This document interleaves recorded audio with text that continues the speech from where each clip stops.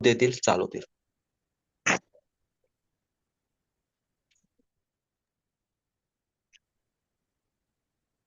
आपल्या सर्वांना सलाम. सलाम आवाज सलाम. येतोय आपल्याला? येस, येतो येतो. ओके. पवित्र शास्त्रामधून या सायंकाळच्या वेळेस आपण पुन्हा काही गोष्टी शिकणार आहोत आणि विशेष करून उत्पत्ती अध्याय 3 आजचा आपला शास्त्र भाग असेल. पण अध्याय 2 मधून पण एक किंवा दोन वचनं आपण ह्या वेळेस पाहणार आहोत. अ, तिसरं सेशन आहे हे उत्पत्तीच्या ह्या पुस्तकावर. सर्वात पहिले आपण परमेश्वराने जगाची निर्मिती केली. तो पहिला धडा आपण शिकलो होतो. आणि दुसऱ्या सेशनमध्ये आपण अ, पहिला विवाह आणि पहिले कुटुंब याबद्दल आपण शिकलो. आणि आजचा हा तिसरा भाग आहे किंवा तिसरं सेशन आहे. आणि यामध्ये आपण अध्याय 3 मधून खास करून मानवाचे पतनाचा परिणाम आणि परमेश्वराची मुक्तीची योजना, ह्या 3 बाबी आपण आज शिकणार आहोत. तर त्याआधी आपण करार जो आहे तो आपण शिकणार आहे. देवाने मानवासोबत केलेला करार. कारण की जर आपल्याला तो करार समजला नाही, तर आपल्याला मानवाचं पतन कसे झाले ते सुद्धा समजणार नाही. आणि म्हणून आपल्याला तो करार जो आहे तो समजणं अत्यंत गरजेचं आहे. आपण अध्याय 2 मधून ते वचन वाचूया, ज्या ठिकाणी स्पष्ट रीतीने परमेश्वर पित्याने आदामाला आज्ञा दिलेली आहे, आदामासोबत करार केलेला आहे. हे आपल्याला ह्या ठिकाणी उत्पत्ती अध्याय 2 वचन 15, 16 आणि 17 मध्ये स्पष्ट दिसतं. कोणीतरी कृपया करून वाचावं.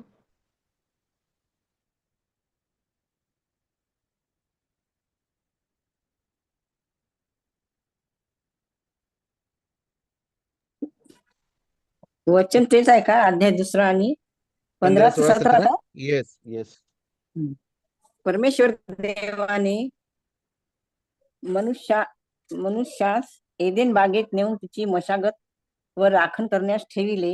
तेव्हा परमेश्वर देवाने आदामाला अशी आज्ञा दिली की बागेतील वाटेल त्या झाडाचे फळ यथेच्छ खा, पण बऱ्या वाईटाचे ज्ञान करून देणाऱ्या झाडाचे फळ खाऊ नको, कारण ज्या दिवशी त्याचे फळ तू खाशील त्या दिवशी तू खास मरशील.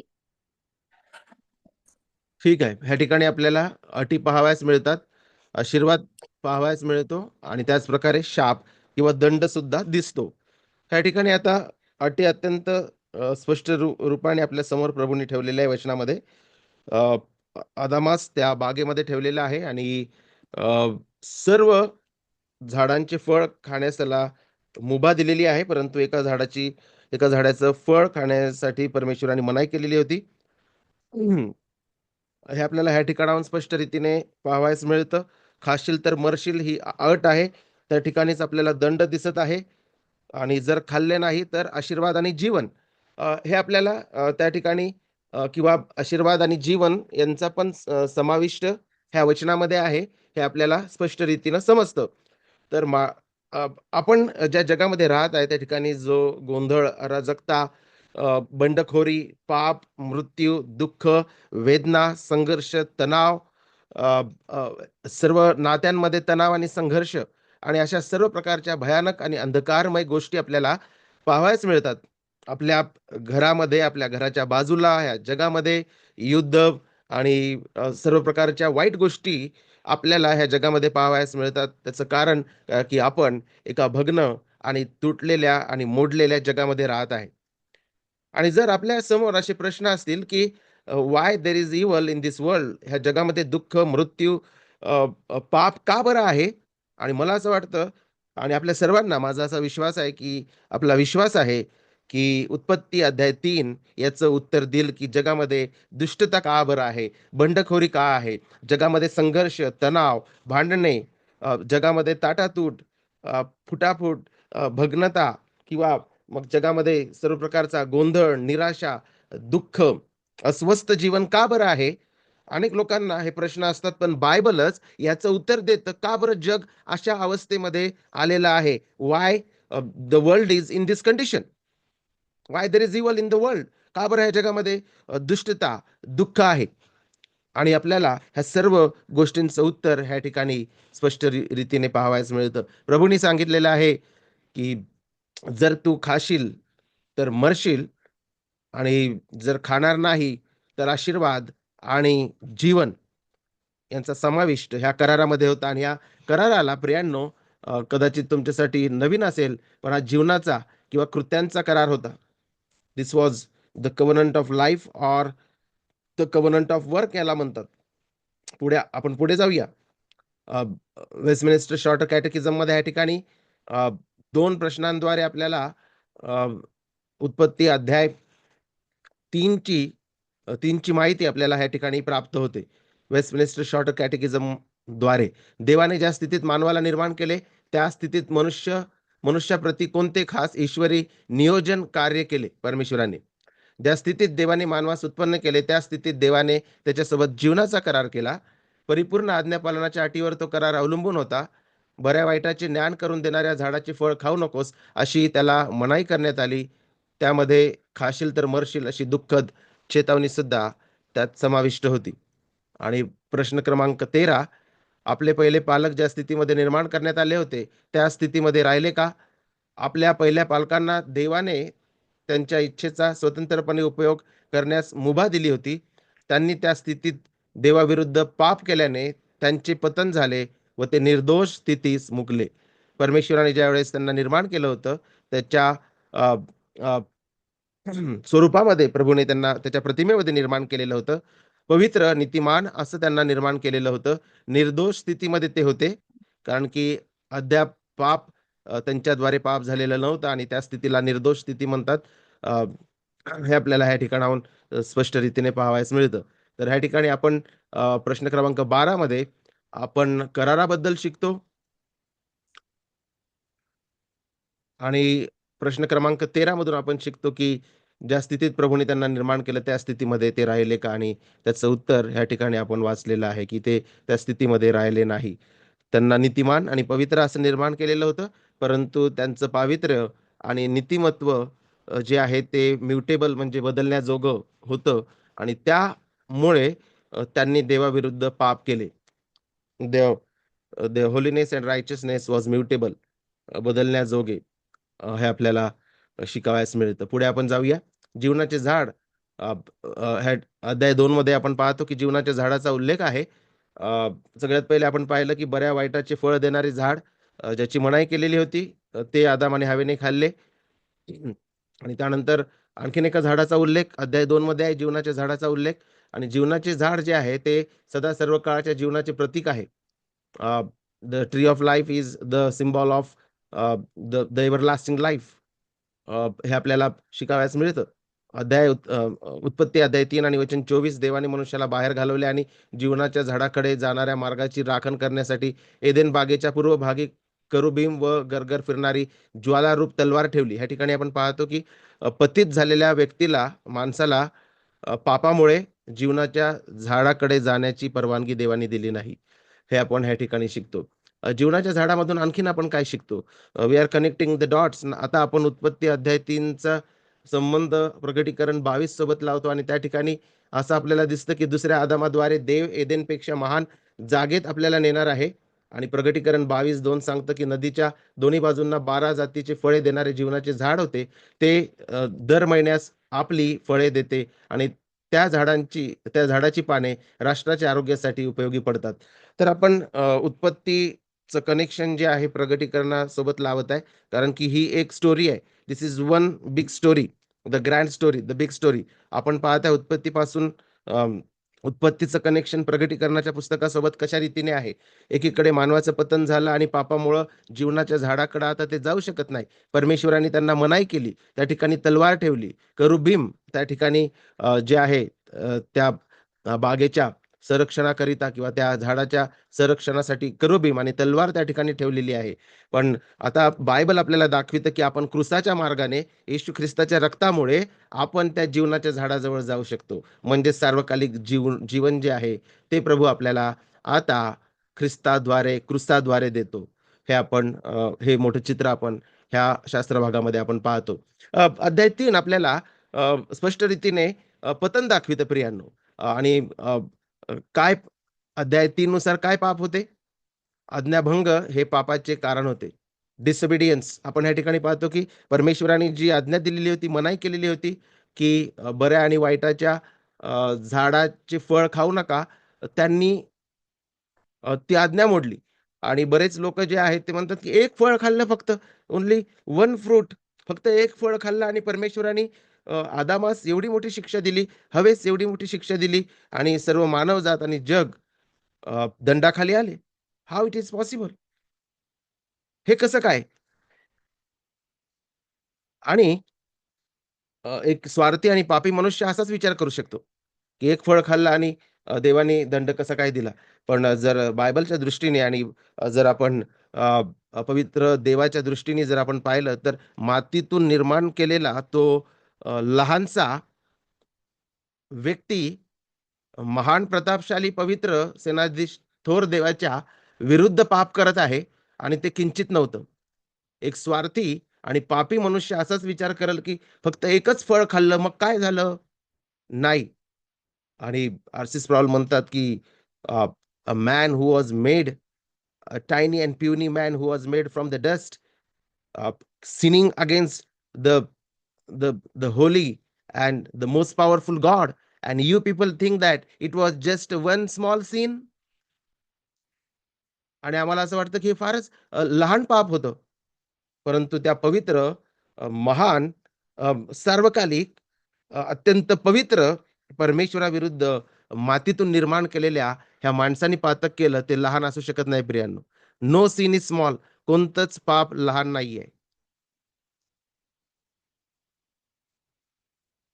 पुढे आपण पाहतो परमेश्वराची आज्ञा मोडली हे पाप हव्वा व आदामाने केले. आपल्या सर्वांना ठाऊक आहे अध्याय 3 आणि त्याचे सुरुवातीचे अ, अ, जवळपास 7 वचनं जे आहेत त्यामध्ये स्पष्ट रीतीने दाखवलेलं आहे, की सैतानाने सर्पाचा वापर केला आणि अ, हवेस ठकविले आणि जो आदाम आहे ज्याला आपण मागच्याच अध्यायामध्ये शिकलो, की तो हेड होता, तो मस्तक होता आणि तो त्या ठिकाणी अ, त्याची भूमिका, त्याचं कर्तव्य पार पाडून राहिलेला नाहीये. अ, त्याने सांगायला हवं होतं, की "Eve, do not listen, don't listen the devil, listen, obey God." पण आपल्याला असं काहीच त्या ठिकाणी दिसत नाही. आणि ज्या वेळेस आपल्या कुटुंबातील लोकं सैतानाची वाणी किंवा सैतानाची आज्ञा पालन करण्याचा प्रयत्न करत आहे, त्यावेळेस कुटुंबातील लोकांनी आणि विशेष करून जे पुढारी आहे कुटुंबातील, जर आपली मुले वाईट करत आहेत, तर त्यांना ते दाखवा. Don't be afraid. You you are not fulfilling the responsibility God given. बऱ्याच कुटुंबामध्ये लेकरांना आणि घरातील लोकांना पुढारी घाबरतात. पण देवाने आपल्याला अशा जागेवर ठेवलेलं आहे, की त्या ठिकाणी अ, तो तो मेंढराप्रमाणे पण असावा आणि तो सिंहाप्रमाणे सुद्धा असावा. एक पुढारी जो आहे तो मेंढराप्रमाणे सुद्धा असावा आणि सिंहाप्रमाणे सुद्धा असावा. A leader should be as a lion and as a sheep, gentle as sheep and brave as a lion. When people seen in home there is immorality, I think we need to talk very clearly to the children, to the spouse, to the members. आणि या ठिकाणी आपण पाहतो की परमेश्वराची आज्ञा मोडली हे पाप हव्वा व आदामाने केले आणि आदाम त्याच ठिकाणी होता. बायबल स्पष्ट रीतीने सांगतं की तिने खाल्ले आणि तिच्यासोबत असलेला तिचा पती आदाम त्यासही दिला. तो कुठे बाहेर गेलेला नव्हता किंवा तो त्या सीनमधून, त्या दृश्यामधून गायब झालेला नव्हता. He was just there. तो त्याच ठिकाणी आहे, हे बायबल आपल्याला स्पष्ट रीतीने दाखवितं. आणि रोमकरास 5:12 आपल्याला याचं मोठं चित्र दाखवितं, की एका माणसाच्या द्वारे पाप जगात शिरले आणि पापाच्या द्वारे मरण शिरले आणि सर्वांनी पाप केल्यामुळे सर्व मानवामध्ये अशा प्रकारे मरण पसरले. या ठिकाणी आता अ, रोम 5:12 हे नाही सांगत, की एका स्त्रीच्या द्वारे पाप जगात पसरले. का बरं ह्या ठिकाणी असं नाही का बरं असं ह्या ठिकाणी म्हटले नाही, की एका स्त्रीच्याद्वारे, एका हवेच्याद्वारे पाप जगात शिरले? कारण की आदाम जो आहे तो फेडरल हेड, तो मस्तक होता, तो पुढारी होता आणि परमेश्वर जो आहे तो पुढाऱ्याला जबाबदार धरतो. आणि त्यामुळं आपण पाहतो, की रोम 5:12 2 गोष्टी आपल्याला या ठिकाणी शिकवत आहे. एक म्हणजे आदाम हा मस्तक असल्यामुळे परमेश्वराने त्याला जबाबदार धरले. दुसरी गोष्ट, पापाचा परिणाम जगामध्ये मरण आणि पाप पसरले. सैतानाने 3 डावपेच मारले किंवा 3 प्रकारच्या मोहात पाडले किंवा सैतानाचे हे 3 डावपेच आपण म्हणू शकतो. शरीराची वासना, अ, तिला ते फळ दाखविले. डोळ्याची वासना, तिला ते खावयास मनोहर वाटले. तिच्या नेत्रास ते चांगले वाटले. आणि जीविताचा घमंड, जर हे खाल्ले तर आम्ही देवासारखे होऊ, परमेश्वरासारखे होऊ. आणि आपण पाहतो की सैतानाने हेच डावपेच अरण्यामध्ये येशू ख्रिस्त 40 दिवस उपास त्यांनी केले. त्यावेळेस सैतानाने हेच 3 डावपेच मारले. परंतु दुसरा आदाम जो आहे तो विजयी झाला. The second Adam was victorious. आपण ते मत्ते 4 मधून शिकतो. पहिला आदाम पराजित झाला, पण दुसरा आदाम जो आहे तो विजयी झालेला आहे. हे आपल्याला ह्या ठिकाणाहून शिकावयास मिळतं. आणि देवाच्या लोकांना सुद्धा सैतान ह्या 3 डावपेचांमध्ये फसवण्याचा प्रयत्न करतो. शरीराची वासना, डोळ्यांची वासना आणि जीविताचा घमंड किंवा जीविताचा गर्व. And we need to be very careful. आपल्याला अ, नक्कीच सावधान असण्याची गरज आहे. ह्या 3 कोणतेही पाप तुम्ही घ्या, एनी काइंड ऑफ सिन, कोणत्याही प्रकारचं पाप घ्या, ते एक तर शरीराच्या वासनेअंतर्गत येतं, डोळ्याच्या वासनेअंतर्गत येतं किंवा जीविताचा घमंड त्या कॅटेगरीमध्ये येतं. हे आपल्याला शिकावयास मिळतं. काय झालं? पतनाचा परिणाम काय झाला? पापामुळे मानवावर देवाचा क्रोध आला. इफिस अध्याय 2 स्पष्ट रीतीने शिकवितं की अ, अ, क्रोधाची प्रजा, माणसे क्रोधाची प्रजा झाले. मनुष्य देवापासून विभक्त झाला. आदाम आणि हव्वा ते लपले देवापासून. ते एकमेकांना दोष देऊ लागले. आदाम देवाला दोष देऊ लागला, की जी स्त्री तू मला दिली, तिने मला हे फळ दिले. Adam started blaming God. आणि इथून आपण पाहतो ब्लेम शिफ्टिंग म्हणजे एकमेकांना दोष देणे. देवाविरुद्ध कुरकुर, देवाविरुद्ध पाप, देवाविरुद्ध देवाला दोष देणे आणि एकमेकांना दोष देणे. अध्याय 3 मधून आपल्याला पाहावयास मिळतं. आदाम म्हणाला, की जी स्त्री तू मला दिली होती, म्हणजे व्हाय डिड यू गिव्ह मी? का बरं तू ही स्त्री मला दिली? त्यांनी थेटपणे परमेश्वराचं चांगुलपण आणि त्याच्या ज्ञानावरच बोट ठेवलेलं आहे. हे आपल्याला इथून पाहावयास मिळतं. आणि मग ते एकमेकांना दोष देऊ लागले. अ, विवाह, नाते, पालकत्वामध्ये मग तणाव आणि संघर्ष ह्या जगामध्ये आहे. त्याचं कारण उत्पत्ती अध्याय 3, भ्रष्टता व दोषामुळे आदाम देवापासून लपला. सर्व प्रकारतील कामातील त्रास, कष्ट आणि निराशा आपल्याला पाहावयास मिळते. There is frustration and discouragement in the work. पर काम हे पापाचं काम हे पापाचा परिणाम नाहीये प्रियांनो. पण कामामध्ये जे आता दुःख, कष्ट आणि निराशा आलेली आहे, ते नक्कीच पापामुळे झालेलं आहे. पापाचा परिणाम आहे. एक मीनिंगफुल वर्क, एक चांगलं काम परमेश्वराने आदामाला पतनाच्या आधीच दिलेलं आहे. त्या बागेची मशागत करायचं. तर काम देवाने दिलेली देणगी आहे. It is a blessing. आणि परमेश्वराची इच्छा आहे, की आपण काम करावे. पण कामामधील असलेला त्रास, तणाव, निराशा हे पापामुळे आलेले आहेत. तर हा फरक आपल्याला माहीत असणं गरजेचं आहे. प्रसूती वेदना, स्त्रीच्या प्रसूती वेदना प्रभूने वाढवल्या आणि सृष्टी शापाखाली आली. परमेश्वराने आदामामुळे भूमीस शाप दिला. काटे आणि कुसळ जे आहे ते उगतील आणि त्यामुळं मशागत करणं आदामाला फार कष्टदायी होईल. आणि तिथंच आपल्याला शिकावयास मिळतं अध्याय 3 मध्ये, की तो मातीला मिळेल. म्हणजे डेथ, मृत्यू. आणि ह्या दृश्यामध्ये आणखीन एक अ, खास गोष्ट आपल्याला पाहावयास मिळते, की परमेश्वर स्त्रीला म्हणाला, की "तू आपल्या सॉरी हां. वचन 16 कोणी वाचेल का कृपया करून? वचन 16, उत्पत्ती अध्याय 3 वचन 16. तेव्हा परमेश्वर देवाने आदामाला अशी आज्ञा दिली की बागेतील वाटेल त्या झाडाचे फळ यथेच्छ खा. नाही, नाही 3:16. 3:16. ओके. तो स्त्रीला म्हणाला, मी तुझे दुःख व तुझे गर्भधारण बहुगुणित करीन. तू क्लेशाने लेकरे प्रसवशील, तरी तुझा ओढा नवऱ्याकडे राहील आणि तो तुझ्यावर स्वामित्व चालवी. हं. येस. तर आपल्या सर्वांना चांगल्या प्रकारे माहीत आहे. आणि ज्या स्त्रियांनी जन्म दिलेले आहेत बालकांना, त्यांना चांगल्या प्रकारे ठाऊक आहे की प्रसूती वेदना काय आहे. वी ॲज मॅन, पुरुष जे आहे त्यांना त्याचा पूर्ण रीतीने अनुभव नसेल, पण ज्या स्त्रिया आहेत खास करून ज्यांनी लेकरांना जन्म दिलेला आहे त्यांना चांगल्या प्रकारे ठाऊक आहे की व्हॉट डज इट मीन, याचा अर्थ काय आहे. आणि तिथे पुढे सांगितलेलं आहे की तू क्लेशाने लेकरे प्रसवशील, तरी तुझा ओढा नवऱ्याकडे राहील आणि तो तुझ्यावर स्वामित्व चालविल. याचा अर्थ काय आहे की तुझा ओढा नवऱ्याकडे राहील आणि तो तुझ्यावर स्वामित्व चालविल. याचा अर्थ काय आहे? व्हॉट डज दॅट मीन?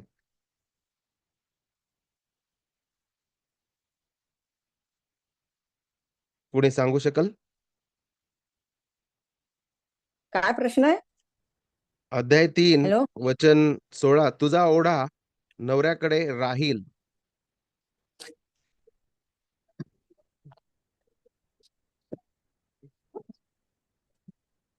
तुमचं या ठिकाणी ओढा जो शब्द आहे, अनेकांना असं वाटतं की एक आकर्षण, नवरा तिच्यासाठी आकर्षण राहील. एक प्रकारचं रोमॅन्टिक प्रकारचं आकर्षण विवाहामधलं काही लोकांना असं वाटतं. पण ह्या ठिकाणी युसर्पिंग द ऑथॉरिटी, म्हणजे ती जी आहे आता पत्नामुळे आपण पाहतो की ती मस्तक होण्याचा प्रयत्न करेल नित्य. युसर्पिंग द ऑथॉरिटी म्हणजे त्याचं अधिकारपद जे आहे ते हिसकावून घेण्याच्या मागं हवा आहे, अशा प्रकारचं चित्र आहे, की पतीला देवाने दिलेलं जे मस्तकपण आहे, ते मस्तकपण स्त्री झुगारेल आणि ती स्वतः मस्तक होण्याचा प्रयत्न करेल, धडपड करेल. अशा प्रकारचा अर्थ ह्या शब्दाचा आहे, की तरी तुझा ओढा नवऱ्याकडे असेल, म्हणजे पापाने आणि संघर्षाने धडपड करून देवाने पतीला दिलेलं स्थान ती स्वतः घेण्याचा प्रयत्न करेल.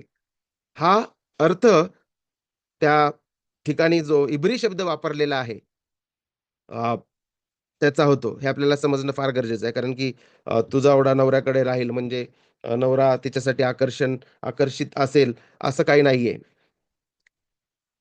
शी विल युसर्प द ऑथॉरिटी, हिसकावून घेईल देवाने त्याला दिलेलं पद, मस्तक. आणि त्यामुळं आपण पाहतो की पापाचा परिणाम जो आहे, तणाव आणि संघर्ष. आणि पुढे आपण पाहतो सृष्टी शापाखाली आली. पतनामुळे मानव देवाचा शत्रू झाला. देवाच्या जीवनाला परका झाला. गौरव व सन्मान प्राप्त करण्याच्या प्रयत्नांमध्ये काळिमा व लज्जा मिळाली. सैतानाने त्यांना सांगितलं, की तुम्ही देवाप्रमाणे व्हाल. पण प्रभू इतका चांगला आहे, की उत्पत्ती अध्याय 1 आणि 26 मध्येच प्रभूंनी त्यांना त्याच्या प्रतिमेमध्ये घडविलेलं होतं. He created them in his on image. आधीच प्रभूंनी अ, आदामास व हवेस त्याच्या प्रतिमेमध्ये घडविलेलं आहे. त्याच्या चांगुलपणामुळे, त्याच्या महानतेमुळे. परंतु सैतान जो आहे, सैतानाने यांना अ, एक प्रकारची लालच किंवा ठगवलं, की तुम्ही देवाप्रमाणे व्हाल. पण देवाने त्यांना ऑलरेडी त्याच्या प्रतिमेमध्ये घडविलेलं होतं. आणि आपण पाहतो, की गौरव आणि सन्मान प्राप्त करण्याच्या प्रयत्नात काळिमा आणि लज्जा मिळाली. आदामाचे पाप कराराच्या संदर्भामध्ये घडले. लक्षात ठेवा. अध्याय 2 मध्ये जो करार आपण पाहिलेला आहे, जीवनाचा करार, कृत्यांचा करार, तो करार आदामाने मोडला. हे पाप कराराच्या संदर्भामध्ये घडले, त्यामुळे शाप आणि दंड आला. हे आपण स्पष्ट रीतीने शिकतो. आदामाच्या पहिल्या पापाचा दोष त्याच्या वंशजाकरिता गणण्यात आला. याला इंग्लिशमध्ये इम्प्युटेशन ऑफ सिन म्हणतात. अ, आदाम जो आहे तो आपलं प्रतिनिधित्व करत होता पहिला आदाम. तो आपला प्रतिनिधी होता आणि त्यांनी त्यांनी केलेले जे पाप आहे, ते त्याच्या वंशजांना सुद्धा, त्याच्यानंतर आलेल्या सर्व मानवाला, मानवाच्या खात्यात सुद्धा ते पाप आले आणि त्यामुळे पहिल्या अ, पालकामुळे त्यांच्यापासून उत्पन्न झालेले सर्व मानव जे आहे, मानवजात ती सुद्धा पापी निघाली. इम्प्युटेशन ऑफ सिन, एखाद्याच्या खात्यात जमा करणे. इम्प्युटेशन ऑफ सिन म्हणजे एखाद्याचे खात्यात जमा करणे. म्हणून पापाचा परिणाम मृत्यू आदमापुरताच राहिला नाही, तर त्याच्या संततीलाही प्राप्त झाला. कारण की तो आपलं प्रतिनिधित्व करत होता. ज्या प्रकारे ऑलिम्पिकमध्ये किंवा एखाद्या खेळामध्ये एखादा खेळाडू बाहेर देशामध्ये जाऊन संपूर्ण भारतीयांना रिप्रेझेंट करतो. तो जिंकला तर आपण जिंकतो. तो हरला तर आपण हारतो. त्याच प्रकारे आपण पाहतो, की ह्या ठिकाणी आदाम जो आहे, तो आपलं प्रतिनिधित्व करत होता आणि तो पराजित झाला आणि त्याच्यामध्ये आपण पराजित झालो. आणि पुन्हा एकदा एका माणसाच्या द्वारे पाप जगात शिरले आणि पापाच्या द्वारे मरण शिरले. सर्वांनी पाप केल्यामुळे सर्व माणसांमध्ये अशा प्रकारे मरण पसरले.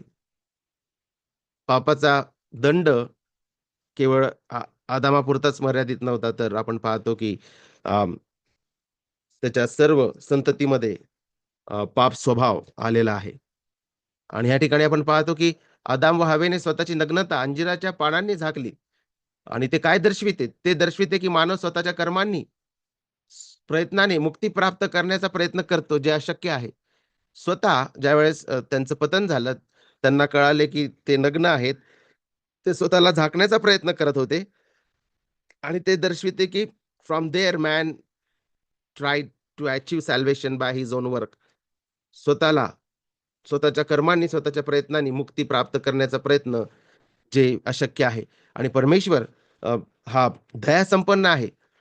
परमेश्वर दयासंपन्न आहे आणि त्याच्या अपरंपार प्रीतीमुळे आपण पाहतो, त्याच्या कृपेमुळे, दयेमुळे परमेश्वराने अ, चर्मवस्त्रे त्यांना घातली आणि ही चर्मवस्त्रे जी आहे, अ, हे सुद्धा शिकवितं की ह्या ठिकाणी स्पष्ट रीतीने अध्याय 3 मध्येच आपल्याला जे आहे संदेश किंवा सुवार्ता देण्यात आलेली आहे. परमेश्वराने एका अ, पशूचा वध केला आणि ती चर्मवस्त्रे त्यांना नेसली किंवा घातली. याच्यामधून देव शिकवत आहे, त्याच्या पवित्र सानिध्यात उभं राहायचं असेल तर तुम्हाला अ, त्याच्या इच्छेने आणि त्याच्या अटीनुसार त्याच्यासमोर यावं लागेल. आपण त्याच्या सानिध्यामध्ये येण्याकरिता आपण काहीच करू शकत नाही. परमेश्वर स्वतः आदाम आणि हवेला ही चर्मवस्त्रे देतो, याचाच अर्थ परमेश्वर स्वतः अ, नियोजन करत आहे, कारणाचं नियोजन करत आहे, हे आपल्याला ह्या ठिकाणी स्पष्ट रीतीने शिकावयास मिळत आहे. आणि प्रभू या ठिकाणी हे सुद्धा शिकवत आहे, की रक्त सांडवल्याशिवाय जे आहे देवाच्या सानिध्यात कोणीही उभं राहू शकत नाही. आणि त्याचं मोठं चित्र आपल्याला कल्व्हरीच्या क्रुसावर पाहावयास मिळालेलं आहे, की त्यांनी आपल्या पवित्र निर्दोष अशा पुत्राला, त्या कोकऱ्याला त्या ठिकाणी अर्पिलं, त्याचं बलिदान केलं, ज्याच्याद्वारे आपण त्याच्या सानिध्यामध्ये, पवित्र सानिध्यामध्ये आज उभे आहोत. पुन्हा एकदा वेस्टमिनिस्टर शॉर्टर कॅटेकिझम मधला 20 प्रश्न क्रमांक 20 मी वाचतो. देवाने सर्व मानवांना त्या पतित्व दुःखाच्या स्थितीत नष्ट होण्यासाठी असेच सोडले का? आणि त्याचं उत्तर आहे, देवाने त्याच्या सुसंकल्पाप्रमाणे सार्वकालिकतेत काहींना सार्वकालिक जीवनासाठी निवडले. देवाने कृपेचा करार केला, जेणेकरून तो त्यांना पापमय व दुःखाच्या स्थितीतून मुक्ती देईल आणि त्यांना मुक्तिदात्याद्वारे तारणाच्या स्थितीत आणेल. आपल्याला कृपेच्या कराराबद्दल शिकावयास मिळतं. सर्वात पहिले आपण अ, जीवनाचा करार किंवा कृत्यांचा करार पाहिला, जो आदामाने मोडला. पण आता देवाने मानवाला अशा दुःखद आणि पतित स्थितीमध्येच नाशाच्या हवाली केलं का? आणि इथं उत्तर आपल्याला सांगतं, की परमेश्वर त्याच्या कृपेच्या कराराने त्याच्या पुत्राच्या द्वारे पाप्यांना मुक्ती देतो. हे आपल्याला इथे शिकावयास मिळतं. आणि उत्पत्ती अध्याय 3 जरी त्या ठिकाणी आपल्याला ट्रॅजेडी पाहावयास मिळते, त्या ठिकाणी आपल्याला दुःखद प्रसंग, अंधकारमय वातावरण पाहावयास मिळतं. परमेश्वराने हवेला शाप दिला, आदामास शाप दिला, सृष्टीस शाप दिला, सर्पास शाप दिला, सैतानास शाप दिला. आणि ह्या ठिकाणी एक आशेचं किरण आणि एक अद्भुत सुवार्ता स्वतः परमेश्वर देव 3:15 मध्ये देत आहे. ही पहिली सुवार्ता आहे प्रियांनो पवित्र शास्त्रामध्ये. आणि याला प्रोट इव्हॅन्जेलियम म्हणतात. प्रोट इव्हॅन्जेलियम, कारण की ही पहिली सुवार्ता आहे बायबलमधली. This is the first gospel in the Bible. इथे काय म्हटलेलं आहे? आणि तू व स्त्री, तुझी संतती किंवा तुझी संतान व तिची संतान यांच्यामध्ये मी परस्पर वैर स्थापील. ती तुझे डोके फोडेल. स्त्रीची संतान सैतानाचे डोके फोडेल व सैतान तू तिची टाच फोडशील. आणि आपण पाहतो की या ठिकाणी अ, अद्भुत सत्य, अद्भुत सुवार्ता प्रभूने दिलेली आहे, की प्रभू येशू ख्रिस्त स्त्रीची संतान येऊन सैतानाला कुचलेल, त्याचे डोके कुचलेल, त्याचे डोके फोडेल, त्याच्या लोकांना तो मुक्ती देईल. कोणत्याही अटीशिवाय देव जो आहे त्याच्या पुत्राद्वारे त्याच्या निवडलेल्या लोकांना तो मुक्ती देतो, सैतानाला पराजित करतो. हे आपल्याला पाहावयास मिळतं. आणि सैतान ख्रिस्ताची टाच फोडेल, म्हणजे देहधारणेच्या काळात प्रभू येशू ख्रिस्ताची त्याला झालेलं दुःख किंवा त्याचा छळ सैतान आणि त्याच्या सर्व त्याच्या माध्यमांनी रोमी सरकार, मग परुशी, सदुकी, शास्त्री, यहुदी धर्मगुरू आणि इतर सर्वांनी त्याचा जो छळ केलेला आहे तो आपण पाहतो की सैतानाद्वारे प्रेरित असा होता आणि ते सैतानाचे माध्यम होते, साधने होते, ज्याच्याद्वारे ख्रिस्ताचा छळ झालेला आहे, परंतु ख्रिस्त विजयी झाला. उत्पत्ती 3:15 मध्ये आपल्याला अद्भुत आशा, अद्भुत सुवार्ता, आपली मुक्तीची कहाणी ती दिलेली आहे की मुक्तीची योजना देव स्वतः करत आहे. ख्रिस्ताबद्दलचे हे अभिवचन स्वतः देवाने दिलेले आहे. पतित्व संपूर्ण भ्रष्ट अशक्त मानवाला स्वतः देव त्याच्या पुत्राद्वारे तारण देऊ इच्छितो, कारण की देवास माहित आहे की मनुष्य स्वतः स्वतःचे तारण करू शकत नाही. मुक्तीदाता स्त्रीची संतान असेल, हे सुद्धा आपल्याला इथून पाहावयास मिळतं. मसियाचा विजय ह्या वचनामध्ये दाखविलेला आहे. आद्य शत्रू जो आमचा सैतान, त्याचा पराभव या ठिकाणी दाखविलेला आहे आणि हे सर्व सत्य प्रियांनो 3:15 मध्ये अंतर्भूत आहे. मुक्तीची योजना देवाची आहे ख्रिस्ताद्वारे. ख्रिस्ताचे अभिवचन आहे, ख्रिस्ताची सुवार्ता आहे. पतित व संपूर्ण भ्रष्ट लोकास देव तारण देऊ इच्छितो त्याच्या पुत्राद्वारे. मुक्तीदाता स्त्रीची संतान असेल, मशियाचा विजय आणि आद्य शत्रू सैतान याचा पराभव 3:15 मध्येच आपल्याला दाखविलेला आहे प्रियांनो. मुक्ती हे आपल्याला ह्या ठिकाणाहून अत्यंत स्पष्ट रीतीने शिकावयास मिळतं 3:15 मध्ये.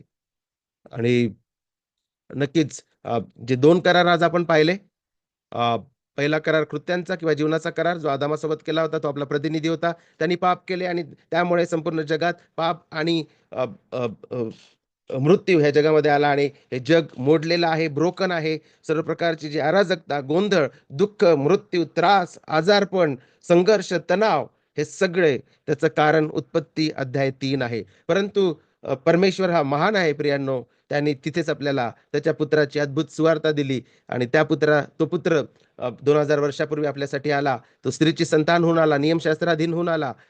तो 33 वर्ष ह्या भूतलावर जगला. पवित्र जीवन, त्याच्या पवित्र जीवनाद्वारे, त्याच्या बदली अर्पणाद्वारे, त्याच्या पुनरुत्थानाद्वारे त्याने आपले तारण पूर्ण केले आणि त्यांनी वधस्तंभावर सैतानाचे डोके कुचललेले आहे. कोणत्याही अट न ठेवता, अटविरहित प्रभूंनी त्याच्या कृपेने आपल्याला तारलेले आहे.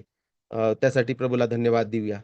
आणि याच्यातून आपण हे सुद्धा शिकलो की पाप किती भयानक आहे. एक लहान पाप पवित्र देवाविरुद्ध अत्यंत भयानक असा अपराध आहे आणि त्यामुळे आपण पापाला किंवा मोहांना जे आहे अत्यंत हलक्या रीतीने घेऊ नये, तर दररोज प्रार्थना करावी, पश्चाताप करावा, अ, आणि देवाच्या वचनामध्ये आपण राहूया आणि प्रभूचं जे पावित्र्य आणि ख्रिस्ताचं सौंदर्य ते नित्य आपण निहारत राहूया. पुढे बंधू प्रशांत आपल्याला चालवतील. येस, थँक्यू ब्रदर मंगेश, सुंदरशा बोधासाठी. भरपूर असे गोष्टी पुन्हा एकदा आज शिकायला मिळाल्या आणि त्यासाठी मी देवाचे उपकार मानतो.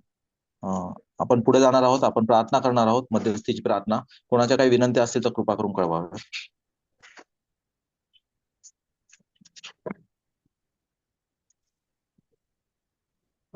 जे 10वी 12वीचे जे विद्यार्थी आहेत त्यांच्यासाठी आपण प्रार्थना करूया.